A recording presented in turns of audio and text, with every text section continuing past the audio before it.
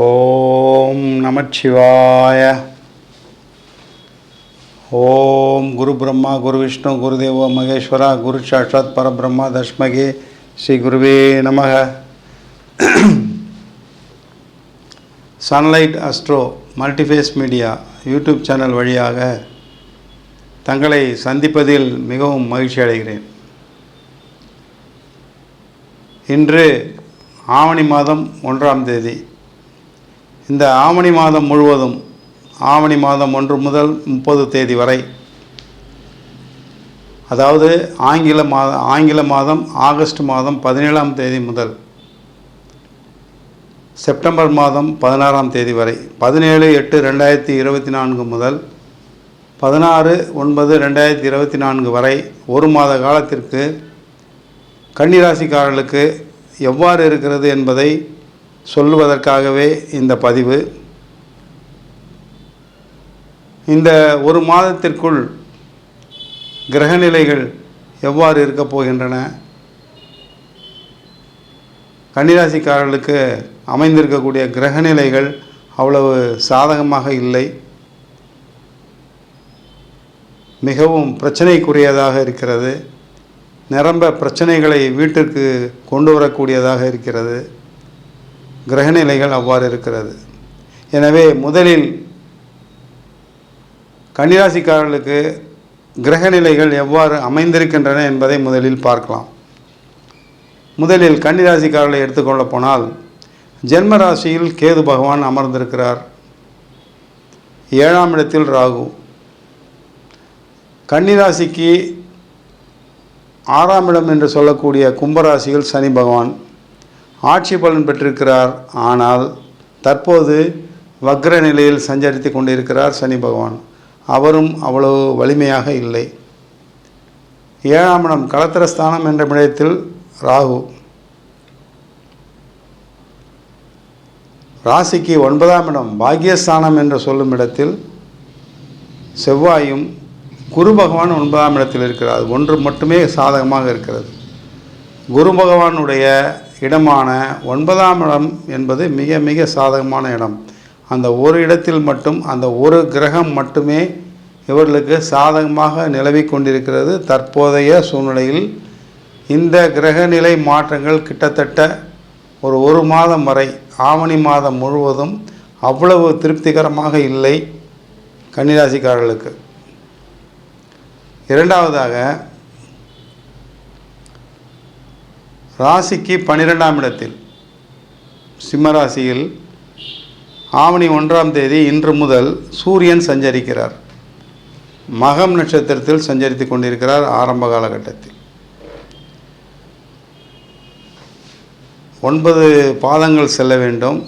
அதில் மகம் நட்சத்திரம் 4 பாதங்கள் வரை, கிட்டத்தட்ட 12 நாட்கள் முதல் 14 நாட்கள் வரை மகம் நட்சத்திரத்தில் சஞ்சரிப்பார் சூரியன். இரண்டாவதாக புதன் சஞ்சரித்து கொண்டிருப்பது தற்போது மகம் நட்சத்திரத்தில். மகம் நட்சத்திரம் என்பது கேதுவனுடைய சாரம் பெற்ற நட்சத்திரம். மூன்றாவதாக சுக்கிரன் தற்போது உத்திர நட்சத்திரத்தில் சஞ்சரித்து கொண்டிருக்கிறார். அது சூரியனுடைய நட்சத்திரம். சூரியன் இணைந்திருக்கிறார். எனவே சுக்கிரன் அஸ்தங்கமாயிருக்கிறார். சூரியனுடன் இணைந்து அஸ்தங்கமாயிருக்கிறார்.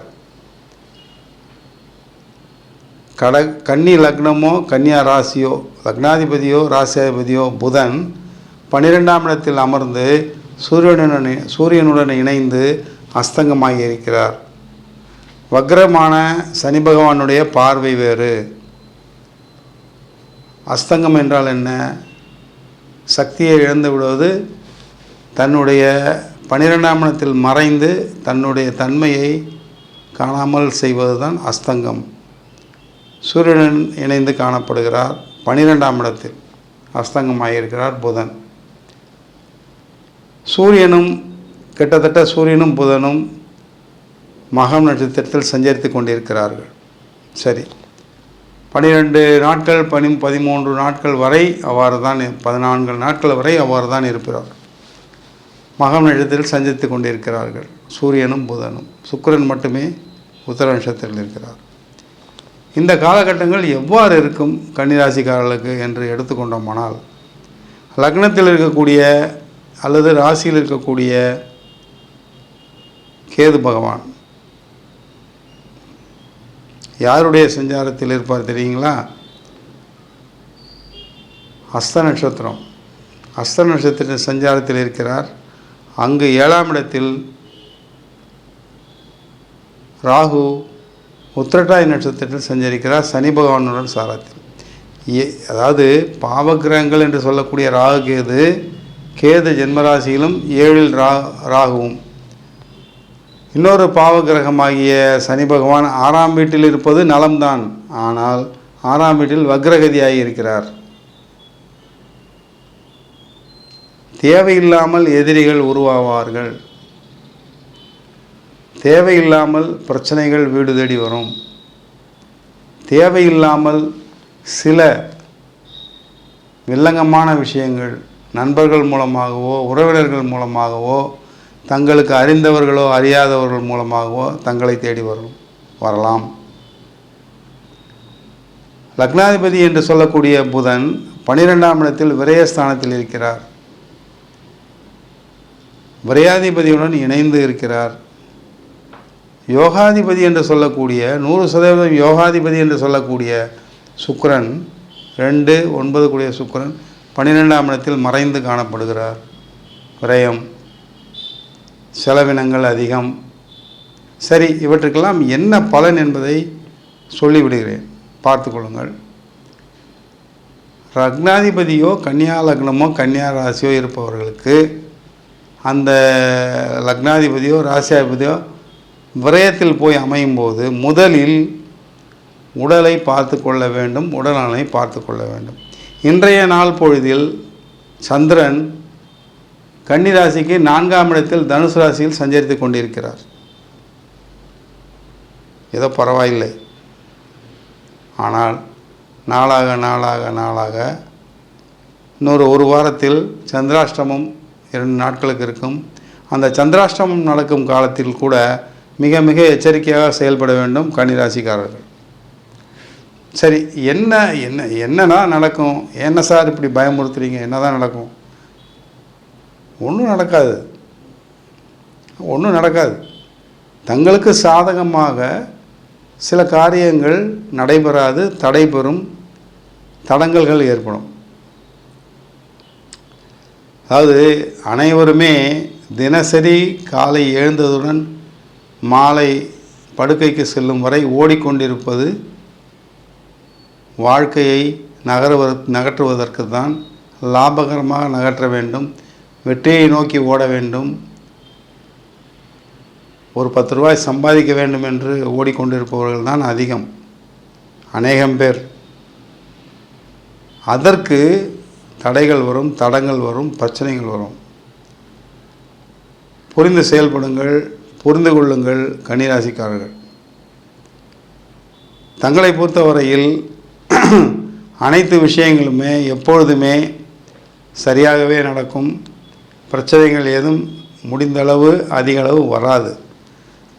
இருந்தாலும் காலபுருஷ தத்துவப்படி மேஷராசியிலிருந்து என்ன வருகின்ற 6ஆம் ராசி தான் கன்னிராசி. 6ஆம் இடம் என்பது காலபுருஷ தத்துவப்படி ருண ரோக சத்ருஸ்தானம். சத்ருஸ்தானத்திற்கு அதிபதி 6ஆம் இடம். அந்த 6ஆம் இடத்து அதிபதி கன்னிராசி புதன். எனவே அவருக்கே பிரச்சனைன்னா நம்ம எங்கே போய் சொல்கிறது? அப்படி தான் இருக்குது. கன்னிராசிக்காரர்களுக்கு முதலில் தாங்கள் தெரிந்து கொள்ள வேண்டியது, இந்த 1 மாதத்திற்கு இன்று முதல் 17/8/2024 முதல் 16/9/2024 வரை உடல்நலனை பார்த்து கொள்ளுங்கள். முதலில் எந்த சிறு பிரச்சனை வந்தாலும் உடனடியாக சரி செய்து கொள்ளுங்கள். இரண்டாவதாக, டிரான்ஸ்போர்ட் விஷயத்தில் எச்சரிக்கையுடன் செயல்படுங்கள். ட்ராவல்ஸ், ஜேர்னி, வெளியூர் பிரயாணங்களோ, 2 வீலர் பிரயாணங்களோ, அல்லது வெகு தொலைவு பிரயாணங்களோ, அல்லது நண்பர்களுடன் சேர்ந்து எங்கேயாவது போய் கூத்தடிக்கிறது கும்மால் அடிக்கிறதுலாம் பண்ணிங்கன்னா பிரச்சனை வந்துடும். ஜாக்கிரதையாக இருங்க. குடும்பத்துடன் கூட வெளியூர் பிரயாணங்கள் வெளியூர் இருந்தால் கொஞ்சம் 1 மாதம் தள்ளி வச்சுருங்க, நல்லது.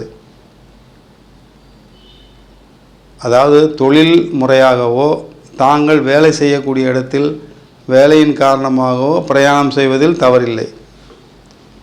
விளையாட்டிற்காகவோ நேரத்தை போக்குவதற்காகவோ டூரிஸ்டாகவோ செல்வதாக இருந்தால் சற்று யோசித்து கொள்ளுங்கள்.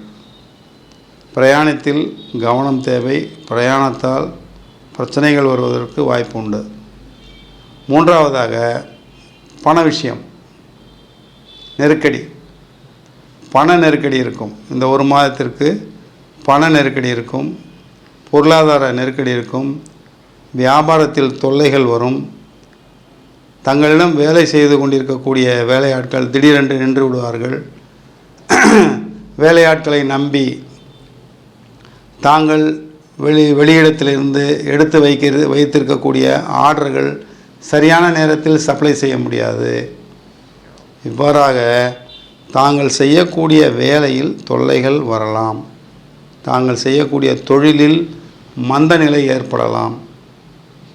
வியாபாரம் குறைவதற்கு வாய்ப்பு உண்டு. வியாபாரத்தில் மூலதனம் போடுவதற்காக சில மூலதனத்தை எதிர்பார்த்திருந்தீர்களானால் அது தங்கள் கைக்கு வராது. இவ்வாறாக எதை பார்த்தாலும் எந்த பக்கம் திரும்பினாலும் தடைகள், தடங்கல்கள், பிரச்சனைகள் இவ்வாறாக தெரிகிறது. நான் சொல்லவில்லை, இவ்வாறாக தெரிகிறது கிரக நிலைகளின் அமைப்பு. ஒரு விஷயம் சொல்கிறேன், தெரிந்து கொள்ளுங்கள். முக்கியமான விஷயம். கன்னிராசிக்கு மட்டும் 12ஆம் இடம் என்று சொல்லக்கூடியது சிம்மம். சிம்மத்துக்கு அதிகாரி சூரியன். புதனுக்கு நட்பு கிரகம் சூரியன், கண்டிப்பாக தவறில்லை. 12ஆம் இடம் என்ன? விரயஸ்தானம். விரயஸ்தானம் என்றால் என்ன? ட்ரபுள்ஸ், இல்னஸ், லாஸ், பொருளாதார இழப்பு, மனிதர்களுடைய இழப்பு, தன்னுடைய பாக்கெட்டிலிருந்து பணம் காணாமல் போவதோ, பணம் தொலைந்து விடுவதோ, அல்லது தொழில் முறையில் நஷ்டம் ஏற்பட்டு விடுவதோ, இவற்றுக்கெல்லாம் அதில் சேரும். விரயம் என்றால் எத்தனையோ வகையான விரயங்கள் இருக்கிறது. அனைத்தையும் நம்ம லிஸ்ட்டு போடணுன்னு அவசியம் இல்லை, தங்களுக்கே தெரியும். இவ்வாறாக விரயங்களை குறைத்து கொள்ளுங்கள்.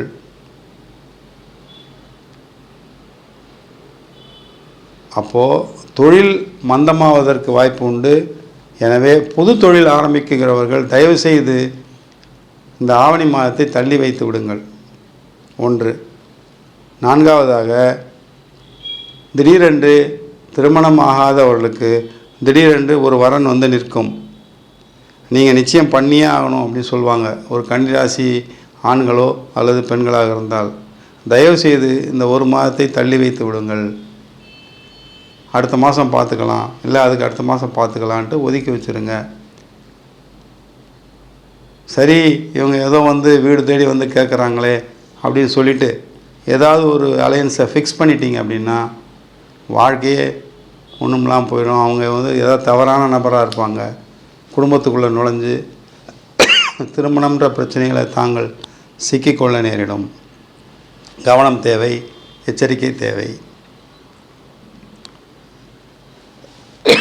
கூட்டு தொழிலில் இருப்பவர்கள், பார்ட்னர்ஷிப் பிஸ்னஸ் இருந்து செயல்பட்டு கொண்டிருப்பவர்கள் மிகவும் புரிதலுடன், மிகவும் எச்சரிக்கையுடன் செயல்படுங்கள். தங்களுக்குள் ஏதாவது போட்டி பொறாமையை ஏற்படுத்தி விட தங்களை சார்ந்தவர்கள் முயற்சிப்பார்கள். அதிலும் கவனம் தேவை.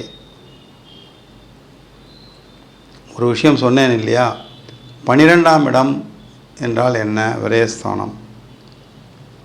கன்னிராசிக்கு மட்டும் 12ஆம் இடம் சிம்மம். சிம்மத்துக்கு அதிகாரி சூரியன். 12 மாதத்துக்கு ஒரு முறை அவ்விடத்திற்கு வருவார். ஆவணி மாதம் வந்துவிட்டார் இன்று முதல். சூரியனின் வேலை என்ன என்று கேட்டால், ஏன் நான் இதை கன்னிராசிக்காரர்களுக்கு இவ்வளவு அழுத்தம் திருத்தமாக சொல்கிறேன் என்றால், சூரியனை பொறுத்தவரையில் கன்னிராசிக்காரர்களுக்கு நல்லவர். கன்னிராசி அதிபதியான புதனுக்கு நட்பு கிரகம், தவறில்லை. இருவரும் சேர்ந்திருக்கலாம், தவறில்லை. ஆனால் ஆதிபத்தியம் என்றும் தவறாகாது. 12ஆம் இடம் என்பது விரயஸ்தானம். அது ஒரு துளி அளவு கூட மாறாது. அந்த விரயஸ்தானத்திற்கு உண்டான விரையாதிபதி என்று சொல்லக்கூடிய சூரியன் விரயஸ்தானத்திற்கு வந்து ஆட்சி பெறுவதால், அதுவும் 3 நட்சத்திரம், மகம், பூரம், உத்திரம். மகம் கேதுனுடைய நட்சத்திரம், உங்களுடைய ஜென்மராசியிலேயே கேது இருக்கிறது. இரண்டாவது பூரம் நட்சத்திரம் என்பது சுக்கிரனுடைய நட்சத்திரம். சுக்கிரன் விரயஸ்தானத்தில் இருக்கிறார். மூன்றாவது உத்திரம் 1ஆம் பாதம். அந்த உத்திரம் 1ஆம் பாதம் என்பது சூரியனுடைய நட்சத்திரம். சூரியனும் விரயஸ்தானத்தில் இருக்கிறார். இதுதான் விஷயம்.